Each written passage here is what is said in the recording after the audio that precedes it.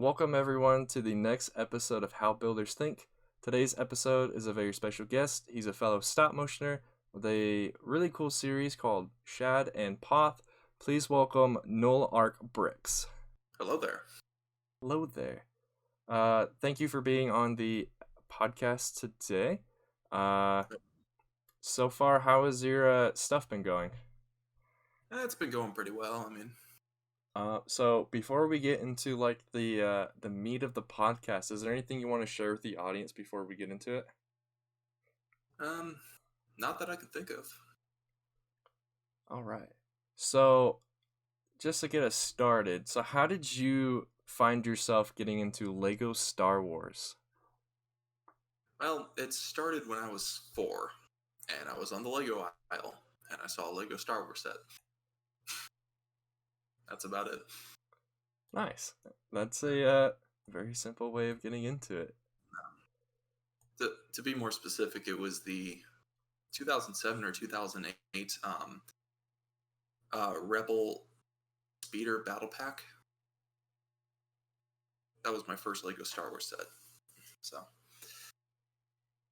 Nice. Battle packs are a good place to start. yeah, man. Back when they were only $10. I know, right? I kind of wish we'd go back to those days, but I doubt it'll ever happen again.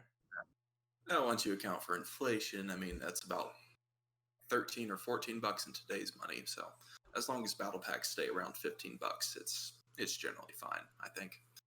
Yeah, I agree. I am a little disappointed. I've kind of talked about this in other podcast episodes, but I'm a little disappointed with the 501st set specifically because it's like everyone's calling it a battle pack, but at least in my mind, it's not really a battle pack because of it being, first of all, 30 bucks and also including more than a typical battle pack has in them.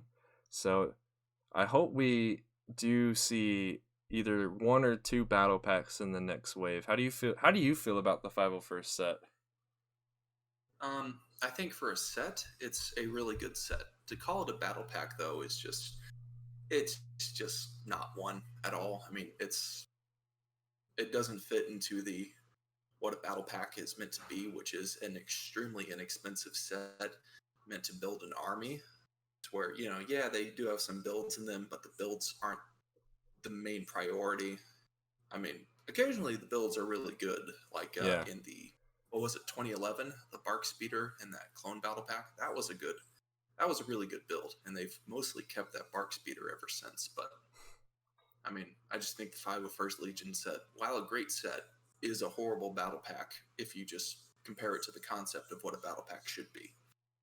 Right, and that's what I keep telling everyone who comes to my streams, or for the few people who have commented on my videos about it. It's like, yeah, it's a great set, but as far as being a battle pack for army building purposes, it's not the best at that.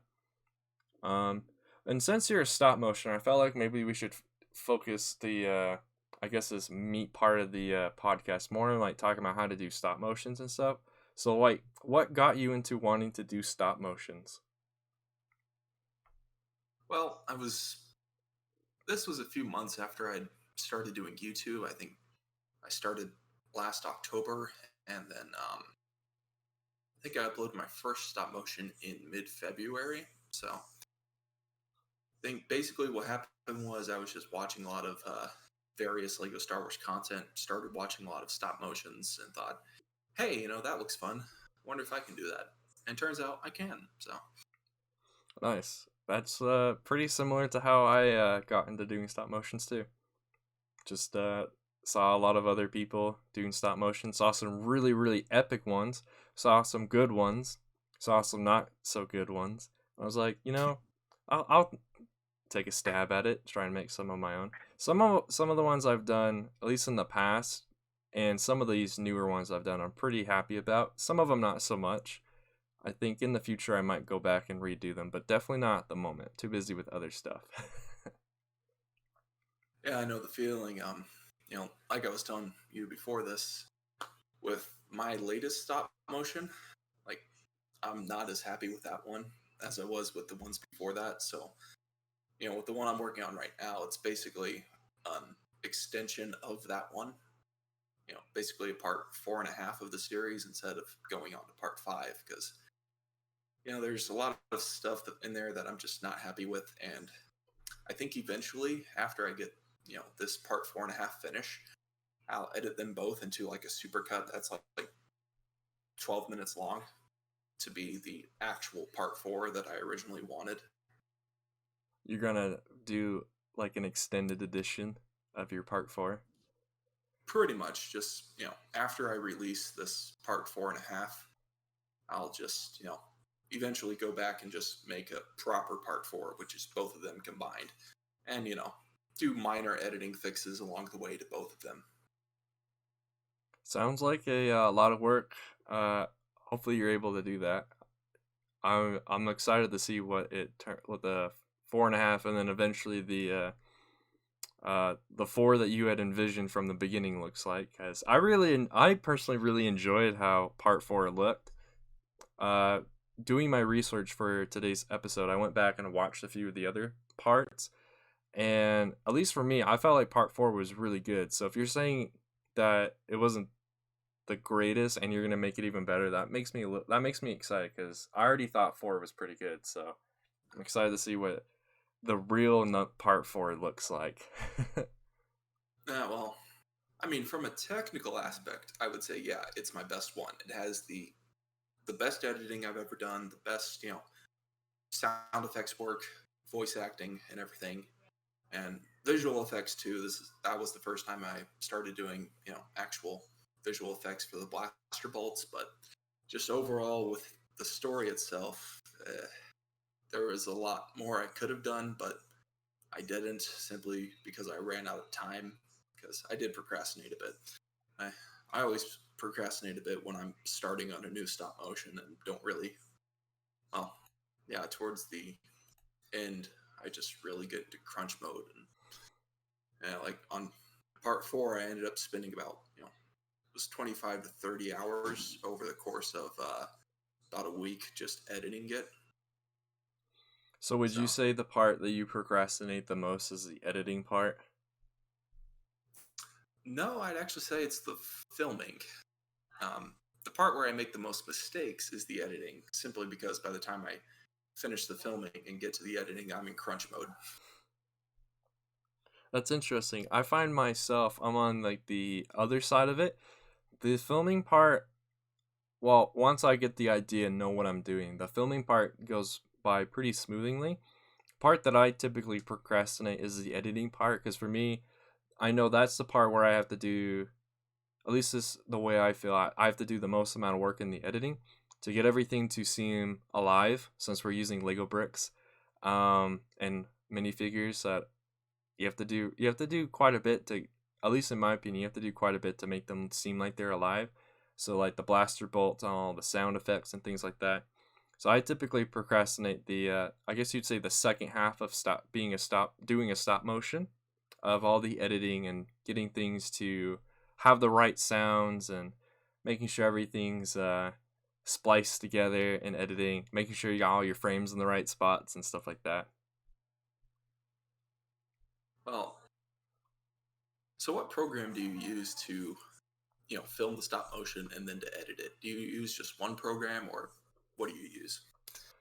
Good question. I Before I started doing stop motions a long time ago on a different channel, I used back when everyone was using Windows 7, I'd use Windows Movie Maker. For today, I typically use Premiere Pro, because that's the program I know the most how to use. So Premiere Pro is actually the program I use for all of my video editing and stuff. I do feel like it probably takes me a little longer to actually do the stop motions, because I have to condense all the images down from the standard time stamp or time length they get in Premiere Pro down to however short they need to be to have that stop motion feel to them. But that's the program I use. What program or programs do you use for your stop motions? So for the filming portion of it, I just use Stop Motion Studio on my phone, the pro version. I mean, I bought the pro version simply for more features that I don't actually need now, because once I get to the editing portion, I use Hit Film Express, and I so when I finish, filming it in Stop Motion Studio, I just export it as a 12 FPS movie. So when I drop it into Hit Film Express, it automatically adjusts to the 12 FPS of it, and I can just go in, you know, pick out each individual frame, slice it up, rearrange the scenes into their proper order.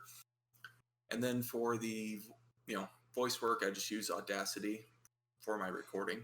Yep, I use Audacity for the just the audio clips that I need as well. Typically for other videos besides stop motion. Like I was telling you before we started the recording the episode, most and probably the audience knows this too. Most of the stop motions I've been doing don't have voice acting in them. It's all sound effects.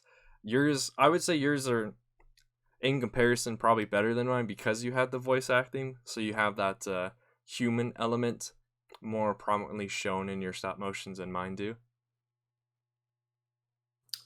Yeah, well, I don't know. I've seen a lot of great stop motions that just don't have any voice acting, and a lot of great ones that do, and a lot of terrible ones on both sides. So I think it really just depends on what, you know, the type of stop motion it is. If you're going to tell a story, obviously it's going to be a lot easier if you use voice acting. If you're just going to make a really great animation, then voice acting probably isn't as high of a priority on that list. I would agree. That's that's kind of the direction I have for my stop motions too. Like I do plan on telling a story, especially with these ones that I'm starting to work on now. A lot of the ones I've done previously that are on the channel were like different animation tests. The two of them were from a long time ago, like several years ago, but the ones I've recently put up were basically just tests to see what I'm capable of doing now than I was in the past. And so I'm trying, I guess you could say I'm trying to make basically kind of do a black and white movie but with sounds and color. So like there's not a whole lot of, if there's going to be voice acting, it's going to be very minimal, but hopefully the audience or whoever watches those videos can still get what kind of story I'm trying to tell. Probably be easier if I did voice acting, but I don't feel my skills are at the level that I would need in order to incorporate voice acting. I don't know. How do you feel about it? Well, when you say your skills aren't the level, do you mean like your skills as far as speaking, or as far as with making the animations to where it actually looks like the character is talking? Yeah, I'm glad you asked that. I probably should explain that a little bit more. Yeah, my voice acting I'd say is okay. At the moment I can really only do a couple of different variations of my voice. I definitely, if I do a lot of voice acting, I definitely have to get other people involved. But my main, I guess, hindrance when it comes to doing voice acting is getting the voice acting to line up with the stop motion at the moment, because I'm struggling. When I was trying to do it at the beginning, I was struggling to try and get the frames to line up the voice acting and get the characters to look like they're actually talking and stuff like that. So I guess I took the easy route and I just cut out doing the voice acting in my stop motions. So I have another question along the similar lines. Like, when you did do stop motions with voice acting, did you plan out, did you write the lines first and record them and then try and make the stop motion line up to that? Or did you do the stop motion first and then try and make the voice lines line up to that? Good question. At the moment, I can't quite remember. The last time I did a stop motion with a lot of voice acting was several years ago. I can't remember. I can't remember if I had written out the lines first. I think I did, but at the same time that I was writing out the lines, I was also filming. So I think what ended up happening is I had the film art or the stop motion already filmed out, and then I had the different people that I asked to do voice acting and said yes. They do their voice acting, and then I'd splice in their voice acting over the footage. So I definitely, if I do attempt to do voice acting in my stop motions, so I'm talking with you and a bunch of the other Lego Star Wars community that also do stop motions here and there. I can definitely think of a better way that I could do it now if I wanted to. Okay. Yeah. If I hope that answered your question. Yeah, I did. Okay. Yeah. So for me, what I do is before I make a scene in stop motion, I generally try and get a general idea of what the characters are saying, and just keep that in mind. And then I film the scene, and then once the scene is filmed, then I'll actually start writing the script for that scene. So I think it's a lot easier to do it that way because you can just match the voice lines up to the animation instead of trying to force the animation to match voice lines. Yeah, that does sound like from all the different techniques and ways I've heard people do it, that sounds like the best way of doing it. Like you said, that way you don't have to force the animation to the voice acting, and that could ruin the stop motion overall. But if you can get like I guess the voice acting to match up to the animation instead of the other way around, then you have a better chance of, if there are problems, being able to fix them, and there won't be any minor. There'll only be like minor uh problems, I guess, in the stop motion. So I like your method. I'll definitely keep that in mind whenever I get around to feeling like I need one of my stop motions definitely needs voice acting. So how do you go about, speaking of stop motion still, how do you go about coming up with your ideas for your stop motions? Like, what do you do to generate those different ideas and stuff? Hmm. That's a good question. It's kind of hard to say because I typically get the idea of what a stop motion will be weeks before I actually start making it. Like, I think the only real exception to that was with my first one, where I was just trying to see how it all worked, what I could do, and I just kind of made everything up as I went along. But by the end of that one, by the end of making that one, I already had an idea of what the next one would be. But the thing is, because at the time I was just about to move, and so I wrote down all my ideas on my phone, and then it was over a month before I actually got around to making the next one. And again, through the process of making the second one, I started generating ideas for the third one, and it just kind of goes like that, continues on. So it's hard to say where I come up with my ideas because it's by the time I get around to actually implementing a lot of them, I it's been weeks, possibly months, and I'd already forgotten where I came up with them. I am very similar. A lot of the I guess a lot of the stop motions that are on my channel publicly right now, a lot of those thoughts, by the time the video had come out, by the time I'd come up with the thought, it already had been like probably several weeks to almost like a month or two before the video for that thought has come out. Especially my Fire Squad animations I've been doing recently. Those the ideas and thoughts I had for that series, I've had for well, most of them I've had for a long time, like for several years. I just happened to write them down and actually remembered where I wrote them down. But the one that I have currently in the works, actually, I came up with the idea only a few weeks ago, just to actually get like the story for the Fire Squad group I've got, how to actually get their story started, and out of the just using them for my animation test and actually having a story for them.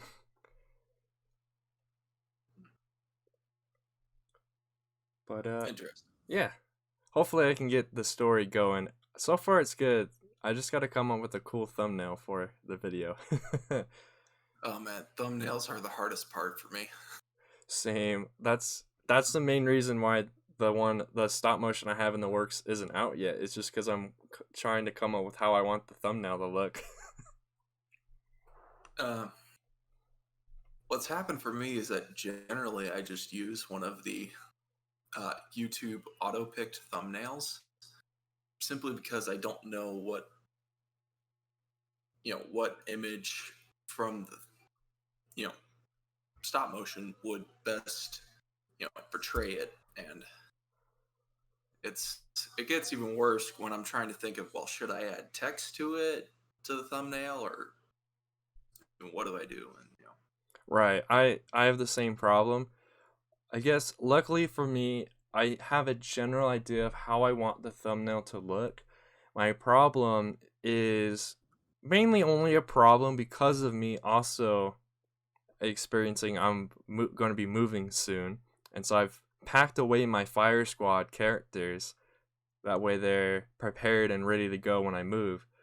But for the way that I want my thumbnail for the stop motion to look, I most likely will need to have those figures available so I can take a picture of them in certain poses and then come up with a thumbnail from there.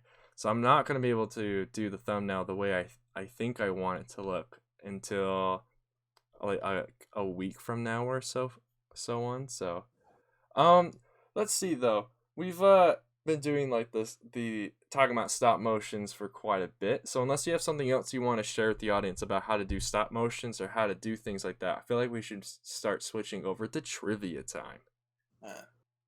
One thing I would say, just to kind of end off the stop motion thing, when it comes to voice acting in stop motions, the best thing you can do is just start talking. Don't hit pause when you're recording voice lines. You can edit everything that doesn't fit later. Just keep talking, keep doing the line over and over again. That's the best way I've found to get a good line. Would you also, on that same train of thought, as just like my last question for this, would it be a good idea with that same train of thought that if someone is just gonna keep talking, should they leave like a pause after every sentence so it could be maybe a little easier in the editing room to edit out anything that might not work? I wouldn't say after every sentence, just after, if you have a line written down that's multiple sentences, just read that line, then pause. Okay, awesome. I like that you added there. That's a good suggestion for those who do the voice acting. Yeah, I watch a lot of videos on YouTube about voice actors and stuff, so that's mostly how I learn. Nice. I probably need to look up some of those videos as well. But Look up D. Bradley Baker. He's the yes, best voice actor ever. does he specifically have videos or are people asking him questions and recording what he says? There's plenty of interviews and stuff on YouTube. He does have his own website, actually two websites. One's of basically an advertisement for him, and the other one is a site where you can go and watch videos, ask questions, about voice acting, kind of learn. So, Nice. I feel like most people who are watching this podcast knows who he is, but for those who don't, you want to explain who D. Bradley Baker is? Well, D. Bradley Baker, he's honestly, I would say, the best voice actor. Not as far as doing impersonations and stuff, but as far as being able to manipulate his voice in weird ways. Like he voices the clones in Star Wars: The Clone Wars. He voices the Grave Mind in Halo, and a whole bunch of Perry the Platypus in Phineas and Ferb. He said in an interview once that was the most amount of money he's gotten for the least amount of work. He literally went in for 5 minutes, did 3 different takes. The creators of the show picked one, and that was it. I did not know he was Perry the Platypus. I also did not realize he was the Grave Mind. That's pretty interesting. Yeah. But yes, it's amazing what he was able to do, especially for the Clone Wars show, because he's every single clone's voice, which is super impressive to me. Because he there's so many clones that say random lines throughout the whole series, so he had to say all of it. What amazes me the most is how he's able to give each clone their different personality while still having basically the same voice. Like that's the most amazing part to me. Right? Because like Waxer sounds different from Boyle. Rex sounds different than Gregor. Wolf is And different. Yeah, it's Domino amazing. Squad. Each one of them has a slightly different accent, yet they all sound almost the same. It's incredible, and I'm so glad that he was able to do it because it made the show even better. Yeah, but in my opinion, his most impressive thing just with doing his voice is the grave mind and the various flood sounds, because I believe the only effects they added to his voice for the grave mind was an echo. Dang, that is impressive. Yeah. Then, if it's only an echo that got added, that's amazing. Well, it was either an echo or they just overlapped two different readings of the line to give it. Oh, maybe, yeah. But he can do some pretty weird things with his voice. It's so good that we have voice actors in the world because they can make our favorite characters be so epic when they're not able to be in live action with like actually showing the actors. But I guess switching topics now, let's move into trivia time. All right. So, I've sent you out these questions so you could prepare yourself if you wanted to.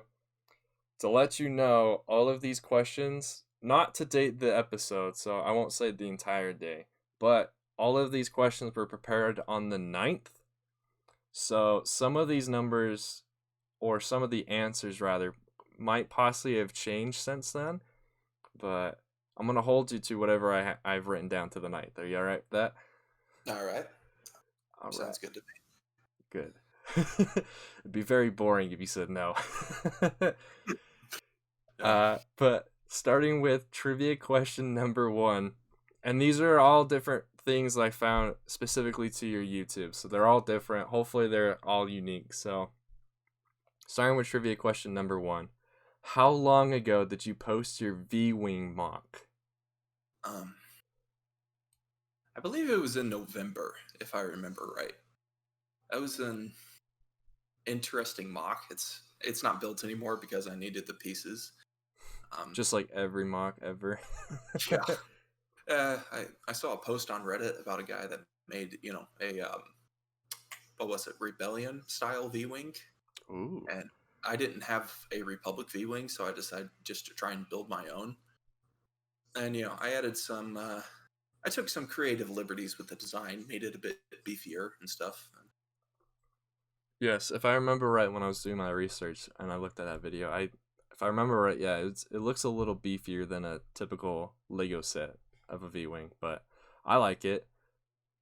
So the answer is it might have been in November. I guess I didn't write down too specifically the answer. All I wrote is it was 8 months ago, as of the 9th. So that might have been November. I'm too lazy now to look it up, but I think you're right. Yeah, well, if the video just said 8 months ago, then yeah, that means we haven't, hit the exact date in August for it to turn over to 9 months. I think it was late November, so. Sounds about right. Yeah. All right. So, trivia question number 2. As of the 9th, how many views does your channel have? Well, I don't know about, on the 9th exactly, but as of right now, it has a little over 4,000. So, All right. So you've definitely have seen 4,200. you've definitely seen some growth, because as of the 9th, when I came up with this question, it was 3,473. Yeah. So good to see that you are still growing, and now you're in the 4,000s instead of the 3,000s. It's always a good sign to see that. Yeah, I think that all stems from my live streams that I started doing, and with my stop motions, they generally pick up views over the course of 2 weeks. They don't start out at 50 views in the first couple days. It just takes a few weeks. Yeah, it seems like all of us in the Lego Star Wars community who are doing live streams, it seems to be paying off pretty well for most of us. I've definitely seen growth from it, especially since people can actually come and ask me stuff or just generally hang out. Whereas in the videos, you're not really able to do that unless you want to hang out in the in the comment section. So I think live streams are a good thing that a lot of us are doing. That's why I enjoy doing them too, simply to interact with other people in the community. I mean, that's how I came across you. I mean, I think I first saw you in the chat of Coconuts, one of Coconut's live streams. So Most likely. I think we just started talking to each other in there, and then I checked out your channel. Like, oh, this guy actually makes some cool stuff. So I'll hang out and stay a little longer. yeah, and now we moderate for each other. Right. So yes, So live streams have definitely paid off. I have found a lot of cool people because of going to different people's live streams. So it's definitely paying off for everyone who's doing it. I appreciate it. oh yeah, and So uh, and another great part about it is watch time. I've gotten more watch right. time than all of the watch time in the other 8 months of my channel combined, simply from doing live streams. Like without my live streams, I'd only be at like 20 hours of watch time, but I think I'm over 130 now. Right, my channel's the same way. One thing this is just a side note before we switch to the last trivia question I've got for you, is just I was recently looking at the analytics for my channel, and it surprises me every time I go on there. But for some reason, the Lego Sniper Droideka mock that I made a long time, well, for me it feels like a long time ago, that video still seems to be the most popular one on my channel for some reason. Even though I personally am not the biggest fan of that video, I have other videos on my channel that I've done that I feel way more proud about. But that one in particular still is like the top video on my channel for some reason. Oh man, my top video is just me doing a Clone Army Customs haul.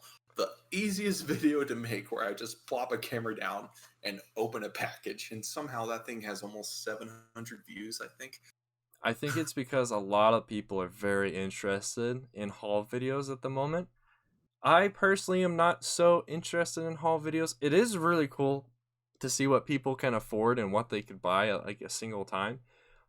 But that is very interesting that it's your most popular video. Oh man, I really wish it was one of my stop motions that was up there, because Same. I think my What? second or third most popular video is another Clone Army Customs haul. So that's the most annoying part. It wasn't just a one-time thing. I know I can consistently get more views if I'm just unpackaging stuff. So One day our stop motions will be more popular. I can feel it. But moving on to the third and final trivia question. When did the first Shad and Poth episode come out? I believe it was Valentine's Day of this year, so February 14th. You are correct. For a second there, I was going to tell you were wrong until I remembered that Valentine's is the 14th. So yes, Yeah. you are correct. Was it? No. Is there any That particular wasn't on reason you purpose. picked that day, or is it just a day you're like, all right, let's upload something? Well, I finished the stop motion that day. That was it. Nice. Yeah. For a lot of my, at least my animation test, that was the same reason for them. It's like, oh, I finished it. All right, let's get this thing uploaded. Yeah, now I do, a bit of planning. I do premieres now, generally give like a day notice before it comes out. Although one of the times, like it was actually with my last stop motion, I uploaded the wrong file, and it was a one with barely any editing. And so that thing premiered. And then I had to go and take it down and re-upload the finished one, so that was annoying. That sounds annoying. I guess unfortunate for you, but look, I guess lucky for me, I've never had that problem. I've usually caught if I'm about to upload the wrong file before I've finished uploading it all the way and like scheduling it out for what day it needs to come out. But yeah, that sounds like a pain to have to take it down and re-upload something else, because depending on how big however long or however big your file is, it takes forever for it to get uploaded to YouTube. I've seen. Also, at least for me, since I use Premiere Pro for all my videos, depending on the size, it also increases the amount of time for exporting as well, which is super annoying, but I can understand why it takes so long. Yeah, the problem with that one was like my CPU, it's not that great for editing. Like does everything else well, but if a project gets too large, I have to export it to where it's a video and then open it and do the rest of the edits to that. Oh, okay. Yeah, I should have noticed there was a problem because when I do the exports for it to be uploaded, I use there's a setting for YouTube 1080p export. It's only takes a few minutes, and it only takes a few minutes to upload as well. But when I exported that one, because I was going to go in and edit it again, I wanted to keep it at raw quality. So those type of exports take like an hour, and they take just as long, if not longer, to upload. I should have noticed there was a problem when it was taking more than 15 minutes to upload, but it was like 3 in the morning, so I just didn't catch it. Right. I probably should continue to do it differently, but a lot of my videos previously, I had them exported and uploaded in 720. The YouTube preset on Premiere Pro. I'm gonna start doing the 1080 preset. The problem is just I get impatient, but I need to work. If I work on that, my videos will hopefully look even better because they'll be in the 1080 preset instead of the 720. But You edit so on a yeah, laptop? yeah, Okay, yeah. I have a desktop. I mean, when I first built this thing, like the CPU was actually pretty decent for editing and stuff, but stuff progresses extremely fast, and yeah. Luckily, I'm getting some upgrades this year. nice. So that's everything I had prepared for trivia time, and that was most of the stuff I prepared for this podcast. So where can people go to find you? Well, my YouTube channel, Nullarc Bricks, and I also have an Instagram account at Nullarc_bricks. In case you want to follow me there on my Instagram, I do upload pictures of mocks and small stuff that I don't want to make a video about, and I'll occasionally do like a behind the scenes thing or announce a project there. So if you want to know about upcoming projects, Instagram is the best place to go. Nice. I'll have the for those who are watching, I'll have the links in the description below, and go check out Nullarc's channel. He's got some cool stop motions and also mocks. Also, he does live streams as well, so you can go and hang out with him in the community he's starting to build over there. If you like what you see, go subscribe. If you want to see more of How Builders Think, the podcast all about Lego Star Wars and how people think and how they build, please subscribe to the Clone Plays channel, where you can find all of the episodes where they are uploaded to. And this will be either the end of the episode or there'll be a clip, just depending on if there's a clip prepared. But thank you all for watching, and we'll see you in the next podcast episode. Remember, every clone has its roots in the original, and we'll hopefully see you in the next one. Bye.